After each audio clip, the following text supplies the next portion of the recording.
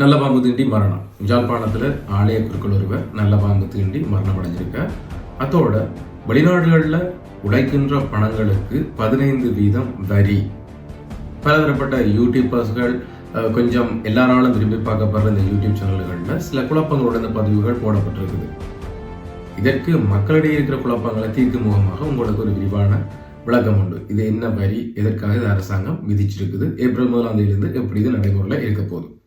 அப்போ இந்த ரெண்டு செய்திகளையும் தான் நாங்கள் மேலோட்டமாக பார்க்க போகிறோம். என்னுடைய இந்த முழுமையான காணொலி நீங்கள் பார்க்கும் முதல்ல இது வரைக்கும் சேனல் நீங்கள் சப்ஸ்கிரைப் பண்ணலன்னு சொன்னால் முதல்ல நிரோஷ் சந்திரோட யூடியூப் சேனலை சப்ஸ்கிரைப் பண்ணுங்கள். அப்போ தான் ஃப்யூச்சரில் இதே மாதிரி நான் போடுற வீடியோக்களும் உங்களால் பார்க்கக்கூடிய இருக்கும். ஸோ நம்ம இப்போ வாங்க வீடியோக்குள்ள போவோம்.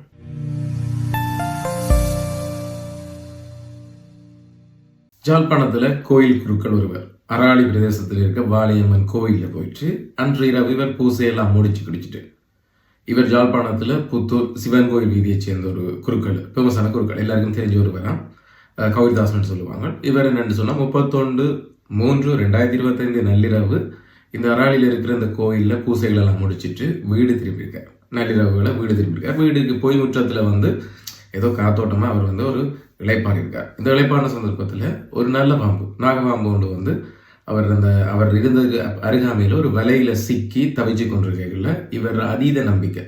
சாதாரணமான மனிதர்கள் நாங்களே நல்ல பாம்புன்னு சொன்னால் கடவுள் தான் நினைப்போம். ஆனால் நம்பிக்கைன்றது இவர் அதீத நம்பிக்கைகளை கொண்டு போய் இவர் ஒரு குருக்கள், ஆலய குருக்கள், இவர் பக்தி இன்னும் அதிகமாக இருக்கும். ஸோ இவர் என்ன செஞ்சுக்கணும்னு சொன்னால் இந்த பாம்பை போயிட்டு கையால் பிடிச்சிருக்காரு. கையால் பிடிச்ச சந்தர்ப்பத்தில் பாம்பு என்ற என்ன மனுஷன் நாங்கள் எப்படி ஆரோக்கியம் வச்சு மற்றவங்களோட எப்படி பிள்ளைங்களோமோ அதே மாதிரி தான் பாம்புக்கு என்ன, அது தீண்டினாலும் சரி தான், தடவினாலும் சரி தான், அதில் வாயிலேருந்து விஷம் கட்டாயம் வந்தே தான் தீரும். அப்போ வலையில் சிக்கின பாம்பு ஆக்ரோஷமாக தான் அங்கே இருக்கும். ஸோ இவர் அதை கையாளும் போது, அதை காட்டும் போது அவரை கடித்த பிறகு இவர் உடனடியாக வைத்தியசாலை சென்றிருந்தால் அவர்களுக்கு தப்பியிருப்பார். இவர் அந்த சந்தர்ப்பத்தில் கூட தனக்கு விஷம் வராது, கடவுள் காப்பாற்றுவார்ன்ற ஒரு நம்பிக்கையில் அந்த அருகில் இருந்தவங்கள்ட்ட இந்த பாம்பை பிடிச்சி ஒரு போத்தல் அடைச்சி கொடுத்துட்டு என்ன பாம்பு கடிச்சிட்டு எனக்கு எதுவுமே ஆகாது, இந்த விஷத்தை இப்படி இறக்குறேன்னு கூட எனக்கு தெரியும், ஸோ அதால் நீங்கள் ஒருத்தரும் கவலைப்படுறதில்ல, நான் வீட்டுக்கு போகிறோன்னு சொல்லிப்பட்டு அவர் வலிக்கிட்டார். ஆனால் கொஞ்ச நேரத்தில் பார்த்தீங்கன்னு சொன்னால் அவருக்கு அறிகுறிகள் தென்பட வைத்தியசாலை கொண்டு வச்சாலும் வைத்தியசாலையில் கொண்டு போய் அவருக்கு தீவிர சிகிச்சை பிரிவில் சிகிச்சை அளிக்கப்பட்டிருக்குது. இருந்தும் தாமதம் காரணமாக, இவர் அதீத நம்பிக்கை காரணமாக இவர் உயிர் 2ஆம் தேதி பறி போயிருக்குது. ஸோ ஆலய குருக்கள் பூசை முடிஞ்சு இளைப்பாறை டைமில் இந்த பாம்பு வெளியில் சிக்கியிருக்குது. இதை அவர் கையால் அதை விடுவிக்கிறதுக்காண்டி ஏதோ முயற்சி செய்திருக்கார். பாம்பு தீண்டிட்டதினால விஷம் உடம்புக்குள்ளாக ஏறி அசம்பந்த போக்கின் காரணமாக அவர் அதீத நம்பிக்கை கடவுள் மேலே. ஸோ கடவுள் அந்த விஷம் தன் உடம்புல ஏற விடமாட்டேன்ற ஒரு அதீத நம்பிக்கையில் அவர் பொறுமையாக இருந்ததன் காரணமாக வைத்தியசாலை போகாமல் பொறுமையாக இருந்திருக்கார் விஷம் வரான்னு சொல்லி. பிறகு ஏதோ ஒரு அறிகுறியில் தீவிர சிகிச்சை பிரிவில் சிகிச்சை பலனின்றி உயிர் வந்திருக்கார். அடுத்த செய்தி பார்த்தீங்கன்னு சொன்னால் வெளிநாட்டில் உழைக்கிற பணத்துக்கு 15% டேக்ஸ். ஒரு சில யூடியூப்ல சொல்றாங்கன்னு சொன்னால் நீங்கள் வெளிநாட்டில இருந்து உழைச்சி அனுப்புகிற காசுக்கு இனிமேல் நீங்கள் 15% டேக்ஸ் கட்டித்தான் அந்த பணத்தை நாட்டுக்கு அனுப்ப முடியும்னு சொல்கிறாங்க. ஒரு சில செய்திகளில் சொல்கிறாங்க மாதம் 1 லட்சம் ரூபா, வருடாந்தம் 12 லட்சத்துக்கு மேலதிகமாக உழைச்சா தான் அந்த டேக்ஸை கட்டணும்லாம் சொல்கிறாங்க. பொதுவாக இந்த நாட்டு தற்போது ஆட்சியில் இருக்க அனுகுமார் திசாநாயக்க ஒவ்வொரு வரிகளை அறிமுகப்படுத்துறது உண்மையான விஷயம் தான். என்னென்னு சொன்னால் எந்த ஒரு அரசு வந்தாலும் இலங்கையில் பொருளாதார சரிவில் இருந்து இப்போ மீள்றதுக்கு வெளிநாட்டில் இருக்க ஒரு சர்வதேச அமைப்புகிற உதவிகள் தேவை. அந்த வகையில் IMF உதவியை பின்பற்றுறதால இலங்கை அரசு IMF சொல்கிற சில வேலைகளை வேலை திட்டங்களை இலங்கையில் நடைமுறைப்படுத்தி ஆகணும். அதில் பெரிய ஒரு திட்டம் 99% திட்டம் இந்த வரி திட்டம், வரி வருமானம் இலங்கையில். ஸோ அதனால் இந்த ஏப்ரல் 1ஆம் தேதியிலிருந்து இந்த வரி வருமானம் அறிமுகப்படுத்தியிருக்குது வெளிநாட்டில் இருந்து வர்ற பணத்துக்கு. இந்த வெளிநாட்டிலேருந்து வர்ற பணம்னு சொன்னால் என்ன? வெளிநாட்டிலேருந்து வர்ற பணம்னு சொன்னால் அதாவது வெளிநாட்டுக்கு தொழில்களுக்கு போய் அங்கிருந்து அனுப்புகிற பணம் இல்லை. இதை ஒரு சில யூடியூபர்ஸ் புரிஞ்சு கொண்டாங்களா இல்லாட்டி தங்களோட வீடியோஸ் வியூவர்ஸுக்கு போகிறதுக்காண்டி இப்படி செய்கிறாங்களா தெரியாது. வெளிநாட்டில் கஷ்டப்பட்டு உழைக்கிறதுகளை குழப்பி கொண்டிருக்கிறாங்க. வெளிநாட்டில் இருந்து கஷ்டப்பட்டு உழைச்சி சவுதி, கட்டார், குவைத் போன்ற நாடுகளில் இருந்து கஷ்டப்பட்டு உழைச்சாலோ அல்லது இந்த பிரான்ஸ், கனடா, லண்டன், யூகேலேருந்து உழைச்சாவோ இந்த பணங்களுக்கு அங்கே வரி என்றதே கிடையாதுன்றதை நீங்கள் முதல்ல புரிஞ்சு கொள்ளணும். இது யூடியூபர்ஸுக்கும் தெரியும். தாங்கள் எதற்காக இப்படியான ஒரு பதிவு போடுறாங்கன்னு சொல்லி அவங்களுக்கும் கடவுளுக்கு தான் தெரியும். அதாவது இலங்கை அரசு இந்த ஏப்ரல் 1ஆம் தேதியிலிருந்து 15% வருமான வரி அறிவிச்சிருக்குது வெளிநாட்டில் இருந்து உள்நாட்டில் இருக்கிறவர்கள் ஏர்ன் பண்ணுகிற பணத்துக்கு. விளங்கிக் கொள்ளணும், வெளிநாட்டில் இருந்து உழைக்கிற பணத்துக்கு இல்லை, இலங்கைக்குள்ள இருந்து வெளிநாட்டில் உழைக்கிற பணத்துக்கு. இப்போ நீங்கள் எல்லாரும் கேள்விப்பட்டிருப்பீங்க கிட்ட இல்லை கிருஷ்ணான்னு சொல்லி உங்களோட வாயில் அடிக்கடி அடிபட்டு கொண்டிருக்குது, இல்லாட்டி அர்ச்சுனான்னு சொல்லி அடிக்கடி அடிபட்டுருக்கீங்க. அதாவது அர்ச்சுனா உள்நாட்டில் இருந்து கொண்டு தன் அரசியலை மேற்கொள்வதற்காக வெளிநாட்டில் இருந்து காசு வாங்குறாரு இல்லையா, அப்படியான காசுகளுக்கு தான் வரி. அதே போல் கிருஷ்ணா வந்து அவர் இப்போ உள்நாட்டில் சமூக சேவை செய்கிறாரா இல்லது ஏதாவது சொந்தமாக பிஸ்னஸ் செய்கிறாரா, வெளிநாட்டுகள் வந்து பணத்தை முதலீடு செய்து ஒரு சொந்தமாக பிஸ்னஸ் செய்கிறாரோ, ஸோ அப்படியான பணங்களுக்கு தான் இந்த 15% வரி என்றதை நீங்கள் விளங்கிக் கொள்ளணும். அதுக்காட்டி நான் அர்ச்சுனாவே கிருஷ்ணாவே வந்து இழுத்து இந்த செய்தியை போடணும்னு எனக்கு அவசியம் இல்லை. நான் உங்களுக்கு விளங்கும்படி ஏன்னு சொன்னால் இன்றைக்கு சமூகத்தில் என்ன நடக்குது, சமூகத்துக்கு தேவையான என்ன பிரச்சனைகள் எல்லாம் மறந்து தமிழர்களுக்குள்ள என்ன பிரச்சனை இருக்குது, எது தீர்க்க வேண்டியவை, அரசியல் என்ற தேர்தல் களங்கள் வரும்போது எதை கதைக்கணும் எதை கதைக்கூடாது தெரியாமல் சமூக ஊடகங்களோ சமூக வலைத்தளங்களோ அந்த பாதையெல்லாம் மறந்துட்டு இன்றைக்கு அர்ச்சுனா கிருஷ்ணாக்கு பின்னால் தான் ஈடுபட்டு கொண்டு தெரியுது. ஸோ உங்களுக்கு விளங்கக்கூடிய வகையில் சொல்கிறேன்னு சொன்னால் அந்த வகையில் தான் என்னால் சொல்லியிருக்கேன். ஸோ இப்போ அனுரகுமார திசாநாயக்க ஆட்சியில் இப்போ ஏப்ரல் 1 கொண்டு வந்து இந்த 15% வருமான வரின்றது வந்து ஒரு சேவை வரியாகத்தான் பார்க்கப்படுகின்றது. அரசாங்கத்தில் சேவை வரியாகத்தான் அது பார்க்கப்படுகிறது. ஆனால் வருமான வரி என்ற பெயரில் 15% வரி அறவிடப்படுது இலங்கைக்குள் இருந்து வெளிநாட்டில் உழைக்கும் பணத்திற்கு. வெளிநாட்டுக்கு வந்து இலங்கைக்கு அனுப்புகிற பணத்துக்கு அது வந்து டேக்ஸ் செல்லுபடியாகுது. நீங்கள் யோசிக்கலாம், சரி இலங்கைக்குள்ளே நாங்கள் இப்போ கிருஷ்ணாவுக்கு நாங்கள் வெளிநாட்டில் தான் அனுப்புகிறோம், அதை அனுப்புகிற காசாக இருக்கட்டும், அதுக்கு எந்த டேக்ஸ் என்னணும்.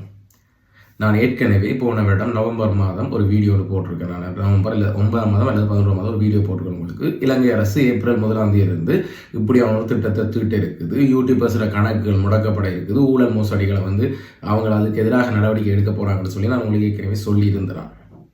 ஸோ அதில் ஒரு அங்கமாகத்தான் அந்த வீடியோ பண்ணணும்னு சொன்னால் இந்த யூடியூப்ல நீங்கள் போய் பார்க்கலாம். அதில் ஒரு அங்கமாகத்தான் இந்த டேக்ஸ் திட்டம். இனிமேல் நீங்கள் வெளிநாடுகளில் இருந்து காசு ஒரு ஆளுக்கு உங்களோட சொந்தக்காரருக்கு ஒரு காசாக அனுப்பினா அதுக்கு வேறு விஷயம், அது வெளிநாட்டிலேருந்து உள்ள அனுப்புகிற காசு. ஆனால் இலங்கையில் ஒரு செயற்பாட்டை மேற்கொள்வதற்கு நீங்கள் வெளிநாட்டிலேருந்து ஒரு காசு அனுப்பிங்கன்னு சொன்னால் அங்கே அந்த காசை யார் போடுறாங்களோ அவங்களுக்கு 15% டேக்ஸ் விதிக்கப்படும். இதுதான் சட்டம். எல்லாருக்கும் மொத்தமாக சேர்த்து வச்சால்தான் இந்த வரி. இதைத்தான் அவங்க தவறுதலாக யூடியூப்பில் வந்து வெளிநாட்டிலேருந்து உழைச்சன பிரகாசுக்கு 15% வரின்னு சொல்லி உங்களை போய் காட்டி கொண்டிருக்கணும். அது என்னதுக்கான்னு சொல்லி அவர்களுக்கு தான் தெரியும். ஆனால் உண்மையான விஷயம் என்னென்னு சொன்னால் இலங்கையில் இருந்து வெளிநாடில் உழைக்கிற காசுக்கு, வெளிநாடு வந்து உழைக்கிற காசுக்கு இல்லை, இலங்கையில் இருந்து வெளிநாட்டில் உழைக்கிற காசுக்கு இது எப்படியான வருமானங்கள்னு சொல்லி இலங்கை அரசாங்கம் சொல்லி இருக்குது. நான் அதை உங்களுக்கு ஒரு மேலே சொல்கிறேன். இது எப்படின்னு பார்த்தீங்கன்னு சொன்னால் இந்த வரி யாருக்கு பொருந்தும் என்றால் இலங்கையில் இருந்து வெளிநாடுகளுக்கான சேவை வழங்குனர்கள், ஃப்ரீலான்சர்கள், தொழில்நுட்ப சேவைகள், ஆலோசனைகள், வடிவமைப்புகள் மற்றும் பிற சேவைகள்.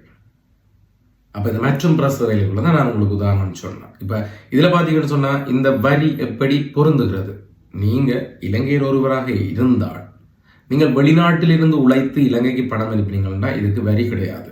நீங்கள் ஒரு அந்நிய செலாவணி இலங்கைக்கு உழைத்து தருவதால் இதுக்கு அந்த 15% வரி பொருந்தாது. இப்போ அவன் அப்படியான ஆட்கள் தான் இப்போ சவுதியில், கட்டாரில், குவைட்டில், துபாயில், பஹ்ரைன், ஓமான் மற்றும் இந்த இத்தாலி, ரொமானியா போன்ற இடங்கள்ல இருந்து உழைச்சி நாட்டுக்கு காசு அனுப்புகிறவங்க அவங்களுக்கு வரி கிடையாது.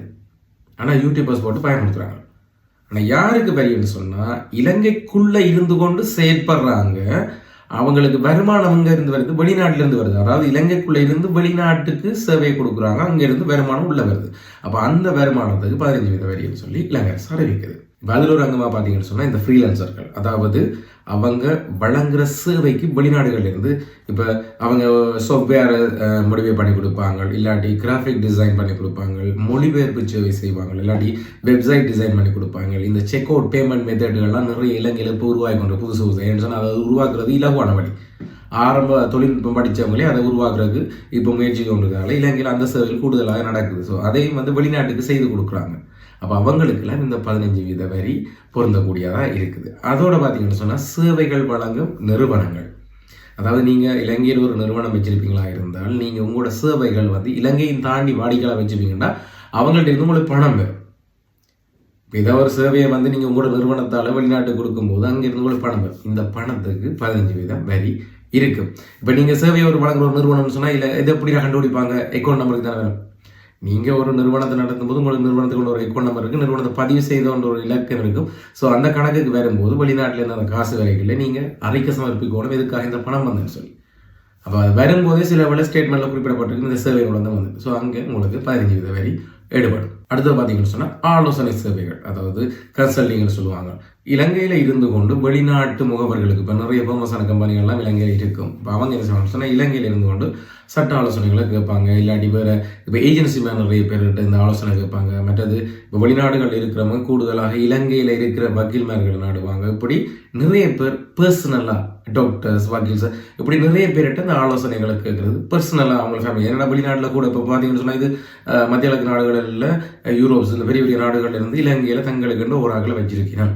டாக்டர்ஸாக இருக்கட்டும், வக்கீலாக இருக்கட்டும், போலீஸ் உத்தியோகர்களாக இருக்கட்டும். ஸோ அவங்க கூட இந்த சர்வீஸை செய்து கொண்டிருக்காங்க வருமானத்தோட. ஸோ அப்படியானதுக்கு கூட இவங்க இந்த 15% வரியை கட்டாயம் செலுத்தி ஆகணும். ஸோ இப்போ உங்களுக்கு புரிஞ்சிருக்குன்னு நினைக்கிறேன். இந்த ஏப்ரல் 1 இலங்கை அரசு கொண்டு வந்த இந்த 15% வரி வெளிநாட்டு பணம்ன்றது இதைத்தான். வெளிநாடுகளில் நாங்கள் கஷ்டப்பட்டு உழைச்சி நாட்டுக்கு அனுப்புகிற பணத்துக்கு இல்லை, இலங்கைக்குள்ளே இருக்கிறவங்க வெளிநாட்டில் இருந்து உழைக்கிற பணம், இலங்கைக்குள்ளே இருந்து கொண்டு வெளிநாட்டில் உழைக்கிற பணத்துக்கு தான் இந்த 15% வரின்றதை நீங்கள் எல்லாரும் புரிஞ்சிருப்பீங்கன்னு நினைக்கிறேன். இதை விட நான் விளக்கமாக சொல்ல தவிர உங்களுக்கு விளங்கி நினைக்கிறேன். இந்த செய்தியை உங்களுக்கு விளங்கியிருந்தேன்னு சொன்னால் கையோட உங்களோட உறவு நண்பர்களுக்கு கொஞ்சம் ஷேர் பண்ணி விட்டுருங்க. மீண்டும் ஒரு வீடியோவில் சந்திப்பேன்.